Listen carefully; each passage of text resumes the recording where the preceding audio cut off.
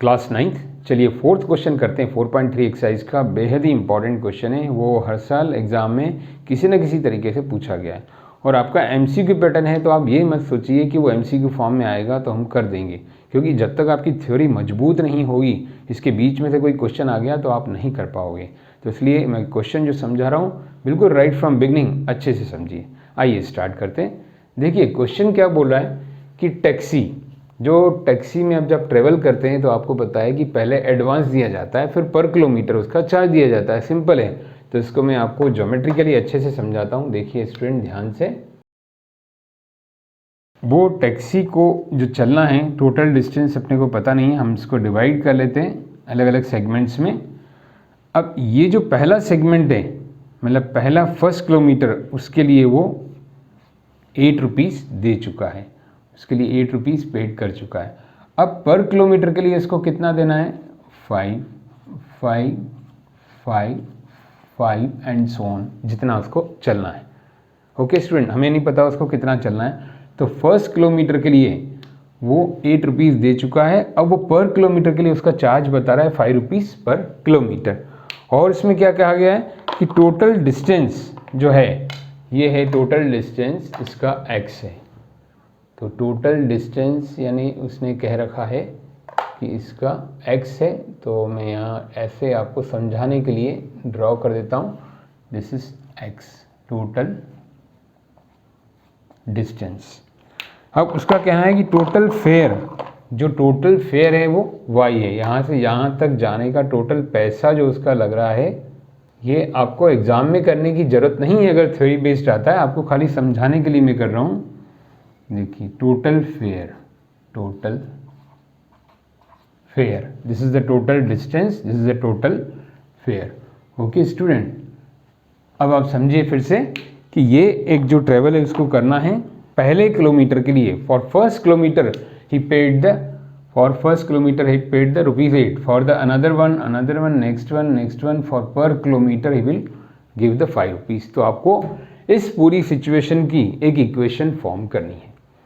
तो आइए स्टूडेंट, अब टोटल फेयर से ही स्टार्ट करें। अब ध्यान से समझिए, यहाँ बहुत इंपॉर्टेंट है आपको समझना। Total fare is equal to क्या होगा? अगर मैं इंग्लिश में लिखूँ टोटल फेयर, इंग्लिश में मीन्स क्या कहना चाहता हूँ, आपको आगे चल के जो काम आएगा कि इंग्लिश को मैथमेटिक्स में कैसे चेंज करें। First we are writing in the English total fare is equal to advance मतलब ये, प्लस जो रिमेनिंग डिस्टेंस है उसका amount for the remaining, the fare remaining distance. Okay student, total fare कैसे वो देगा? उसको जोड़ के जो एडवांस दे चुका है वो भी काउंट होगा ना इसमें। भाई ऐसा थोड़ी कि वो डायरेक्ट 5 रुपीज़ पर किलोमीटर दे दे। एडवांस जब वो उसका जर्नी एंड होगा, ख़त्म होगा, तो वो उसका हिसाब किताब कैसे करेगा, कैसे सेटल करेगा अकाउंट? वो पूछेगा क्या आपने लिया? एडवांस। तो एडवांस को जोड़ेगा प्लस जो रिमेनिंग डिस्टेंस बचा हुआ उसका फेयर। अब वाई क्या है हमारा? Total fair. एडवांस कितना दिया उसने? ₹8 प्लस यहाँ लोग गलती करते हैं, फेयर फॉर रिमेनिंग। तो यहाँ स्टूडेंट क्या करते हैं? 5 इंटू एक्स लिख देते हैं। उनको क्या लगता है? 5 रुपीज़ पर किलोमीटर, 5 इंटू एक्स। अब यहाँ आपको क्या लिखना है? देखिए ध्यान से, पर किलोमीटर मतलब आप कितना चले। अब 1 किलोमीटर का तो पैसा दे चुके, तो जो रिमेनिंग डिस्टेंस की मैं बात कर रहा हूँ, रिमेनिंग डिस्टेंस, वो कौन सा रिमेनिंग डिस्टेंस है? ये वाला। 8 को हम हटा दें तो ये है remaining distance. This is the total remaining distance. तो रिमेनिंग डिस्टेंस कितना हो गया आप बताइए, जो यहाँ बैठे हैं? Good, very good. जब आपको आंसर आता है तो जोर से बोलिए ना। अच्छा हाँ, मैंने मना कर रखा है क्लास में यहाँ जब तक डिस्टर्ब नहीं हो वीडियो बना देखने वालों को। हाँ ठीक, कोई बात नहीं, गुड। तो x -1, क्योंकि 1 kilometre, for 1 kilometre we already paid the 8 rupees, so will not count this one. इसका नहीं जोड़ेंगे हम क्योंकि हम दे चुके हैं। देखिए मैथमेटिक्स आपको सिखाती है कि आपके रियल लाइफ में कैसे इसको यूज़ करना है। This is a real life question. जब आप भी रियल लाइफ में ये सब करेंगे तो आपको अकाउंट सेटल करना, हिसाब किताब करना आना चाहिए कि आप पता चला ये भूल गए, ये भी पैसा दे दिया 1 किलोमीटर। ये इसमें से 1 किलोमीटर माइनस करेंगे, means x -1 into 5. Now we will pay the ₹5 for remaining distance. Remaining distance means this x -1, ये जो x है x में से -1 हम कर देंगे, तो ये रिमेनिंग डिस्टेंस हमारा आ जाएगा x -1, जिसका हमें हिसाब कैसे करना है, ₹5 पर किलोमीटर। अब इसको हम आगे सॉल्व कर लेंगे और इक्वेशन बना लेंगे। तो ये क्या हो जाएगा, देखिए स्टूडेंट, y = 8 + 5x - 5, तो we will write here y = 5x, 8 - 5, ये 3, ये भी लिख सकते हैं, इक्वेशन है। अगर स्टैंडर्ड फॉर्म में लिखना हो तो 5x - y + 3 = 0। तो this is the answer of this situation.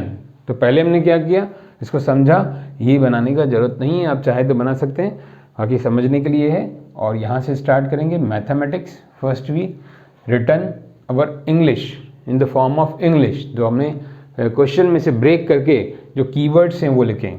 First we took the keywords and frame and the English, then we convert the English into mathematics. English को मैथमेटिक्स में convert कर दिया और ये इक्वेशन बन गई। अब स्टूडेंट ग्राफ बनाने के लिए हम क्या करें, जैसे आपको मैंने सिखाया हुआ है, 5x - y + 3 = 0। इसके लिए हम बॉक्स बनाएं, x and this is y। तो इसके जो पेयर लें, 2 या 3 वैल्यू ले सकते हैं।